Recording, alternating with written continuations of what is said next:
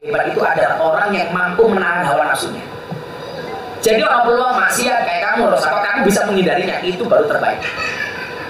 Maka kalau Mbak Adi punya prinsip, nggak ada berondong, Pak D pun jadi. Ini nggak ada, kamu nggak ada. Ya baca lagi sekarang, ada nggak banyak? Ya, saling. Ya. Assalamualaikum warahmatullahi wabarakatuh. Waalaikumsalam warahmatullahi wabarakatuh. Saya mau nanya nih Gus. Kamu siapa namanya? Oh, Nadine. Nadine. Iya. Seandainya kita mau melaksanakan umroh, terus uang kita tuh dari hasil kerja di sini gitu, kira-kira itu gimana? Dosa atau enggak? Ya. Terima kasih. Kamu lihat nggak di Bose itu selain jualan alkohol, ada nggak jualan yang halal? Yang kamu konsumsi di room itu ada nggak yang halal? Ada. Ada french fries, ada sop buntut kodok, sop buntut kada. Di situ kamu perlu berhusnuzon, perlu berpositive thinking. Yang saya dapatkan gaji saya dari Bose ini adalah ya karena tamu saya beli gorengan, karena tamu saya beli french fries, karena kalau saya minum air putih. Ada nggak kontrak kamu kerja di room itu untuk bermaksiat? Enggak. Kontraknya cuma kerja milik. Namanya saya gini, job desk dari LC sebenarnya itu apa tuh? Pemandu. Nggak ada. Kok kamu bilang nyanyi sama minum? Enggak.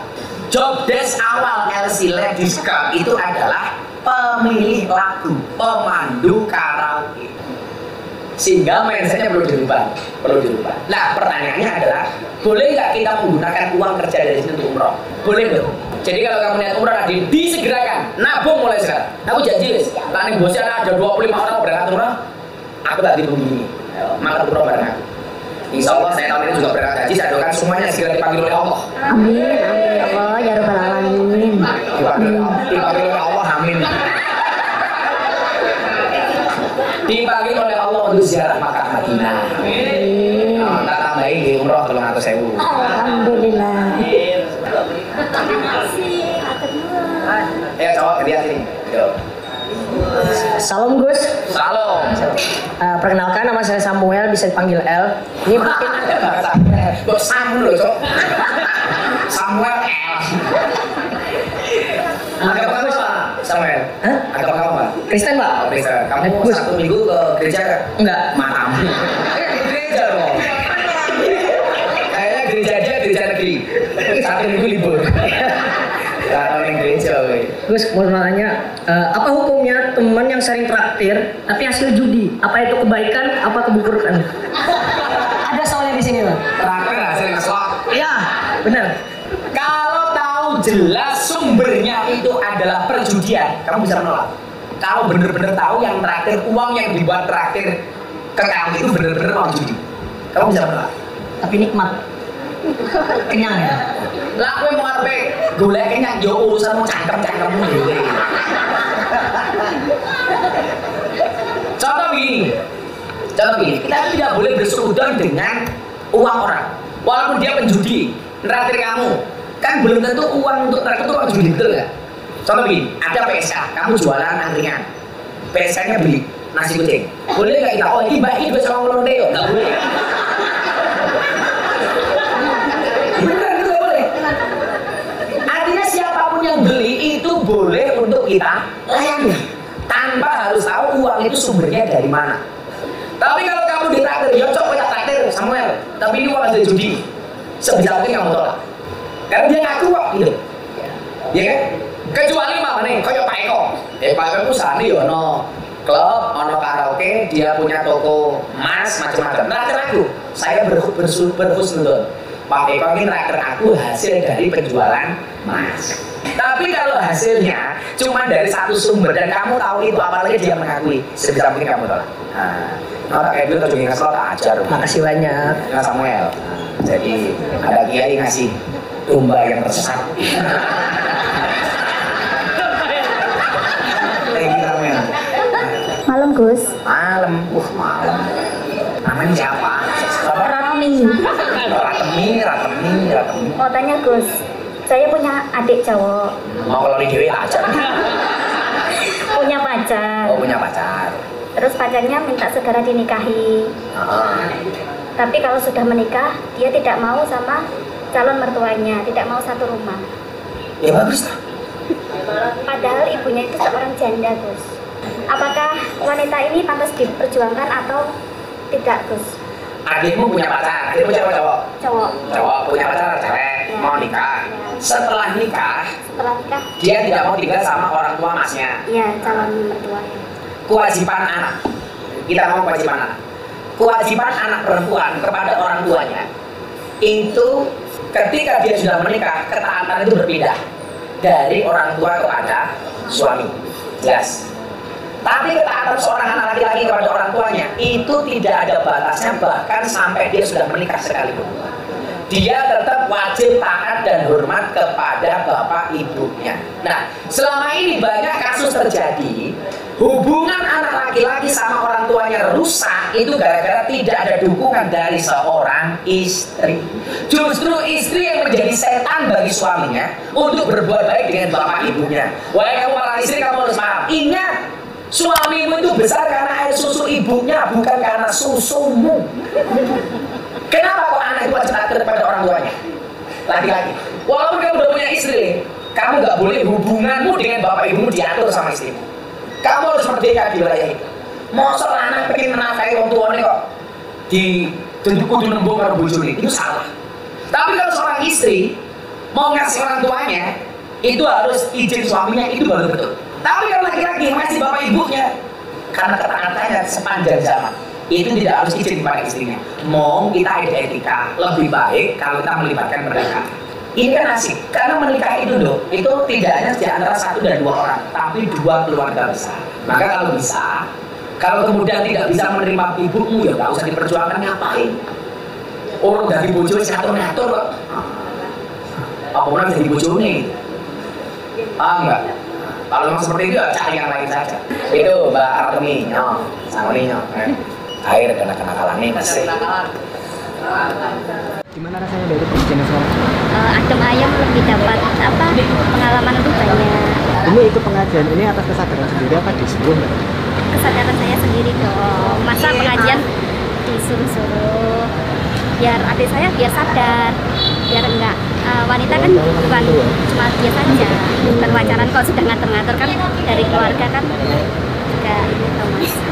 Ya harapan saya sering-sering kesini aja, jangan sampai 1 bulan tuh nggak ada, minim 2 kali atau 1 bulan sekali lah. Lagi. Rekam. Seneng banget. Oh iya, mohon maaf. Assalamualaikum warahmatullahi wabarakatuh. Waalaikumsalam. Perkenalkan nama saya Ano. Ano. Ano Ano sopo? Ano ne wong. Ini saya mau bertanya, Gus. Ada teman di sini posisimu sebagai apa, No? saya supervisor LC. Oh, supervisor. Ya, nanti tak kirimin foto ya, Capri. Ya. Oke. Siap kirim pokoknya. Saya punya teman, dia ini kalau sholatnya ini memang rajin, Gus. Sholatnya rajin. Sebut saja namanya Herman. Sebut saja namanya Yanti ya. Sebentar saya ketawa dulu, soalnya ini lucu, Gus. Jadi suatu ketika saya main ke kosnya, ya kan, main biasa gitu kan. Dia lagi sholat gitu. Tapi kamu jelas gak nafsu kan? Enggak. Pokoknya orangnya ada di table saya, pokoknya. Nah, dia ini sholat. Dia kalau pulang kerja kan memang kewajibannya sholat subuh gitu. Nah, lucu. Jadi dia kalau mandi besar itu, kalau sholat subuh itu nggak pernah digebyur, rambutnya nggak pernah. Katanya, oh nggak apa-apa, kata hadis boleh. Tapi kan namanya pelajaran orang kan berbeda-beda bimbingannya dari kecil tentang agamanya ya, Gus. Mandi besar karena apa? Mandi besar karena dia habis mabuk, terus dia mau sholat gitu loh. Kan memang kadang-kadangnya pernah Gus Miftah ngomong kalau niat kamu pengen sholat nggak apa-apa, nggak mandi besar, yang penting niatnya begitu kan. Yang penting sholat dhisik begitu kan. Nah ini tapi yang lucunya adalah dia itu kadang kalau bangun itu jam 4 gitu kan, ngebo kan kalau tidur. Jam Jadi 4 sholatnya jam 4 sore. Jadi dia bangun habis subuhan itu bangunnya jam 4 sore. Dia kalau tidur itu sholatnya itu dari zuhur sampai asar itu dijamak dari subuh.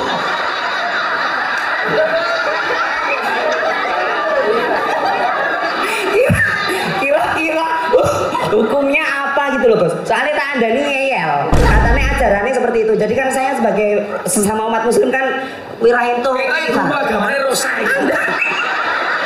Aku tuh sampai piye yo. Coba mohon penerangannya biar teman saya ini terang, benderang gitu loh. Bukan terang terus ya, tapi terang benderang gitu loh. Soalnya wongnya ngeyel, Gus. Terima kasih. Wassalamualaikum warahmatullahi wabarakatuh. Kalau anu sholat gak anu? Saya sholat. Kamu sholat pakai sarung apa pernah? Saya tergantung sih ya kondisi ya. Kalau lagi memungkinkan pakai sarung pantai, malah sarung pantai saya pakainya sholatnya ya. Monggo Bu Smita, biar orangnya mendengar gitu loh. Orangnya juga ada ini. Ada di tabel saya. Yo melu guyu. Melu guyu banget ngekek apa kata guyu. Ada sholat yang bisa dikosor dan dijamak. Itu pun dengan alasan. Contoh sholat yang dikosor dan dijamak karena perjalanan sebagai musafir. Sebagai musafir. Yang musafir itu menempuh jarak minimal 80 kilo. Itu sholatnya bisa dijamak dan dikosor. Yang sholat bisa dijamak dan dikosor itu cuma dua waktu. Ya. Duhur ke asar. Dilakukan di duhur dulu namanya jamak takhir. Kalau dilakukan di asar namanya jamak kosor. Jamak takhir.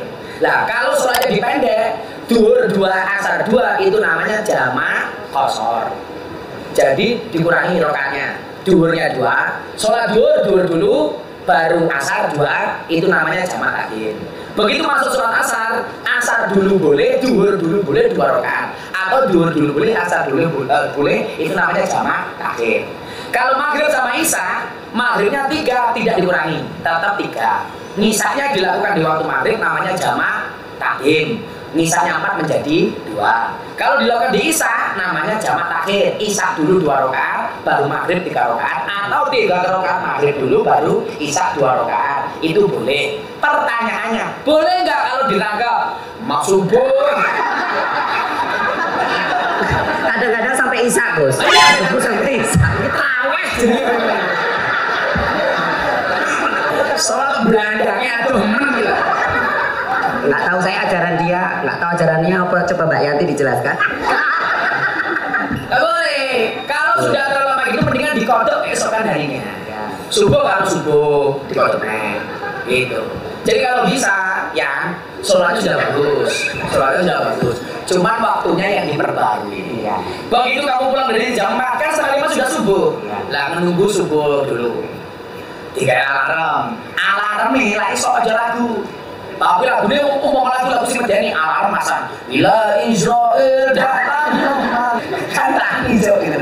Utawa alarm digawe innalillahi wa inna ilaihi raji'un. Jadi kalau jangan menggabung antara subuh, duhur, asar, maghrib, isya. Ini sholat modelnya gimana? Ini itu sama halnya haram hukumnya melaksanakan sholat Jumat di hari Sabtu. Kadang-kadang dia kalau mau Idul Fitri subuhan, sekalian Idul Fitri sekalian harus tidur. Pakai caranya, karena sholat itu ala waktiha. Sholat itu sesuai dengan waktunya.